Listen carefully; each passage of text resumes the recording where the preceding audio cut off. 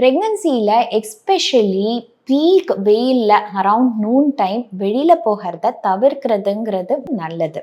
So வெளியில் போகிறீங்கன்னா to protect yourself from the heat carry an umbrella with you when you're walking on the street. So டைரெக்டாக உங்களுக்கு at least வந்துட்டு மண்டையில் வெயில் படாமல் இருக்கும். நிறைய தண்ணி பாட்டில் ஒன்று எப்போவுமே கையில் வச்சுக்கோங்க, எடுத்துகிட்டு போங்க. அப்பப்போ சிப் பண்ணிக்கிட்டே இருக்கிற மாதிரி பார்த்துக்கோங்க. அண்ட் இந்த வாட்டர் பிளாஸ்டிக் பாட்டிலாக எடுத்துகிட்டு போகாதீங்க.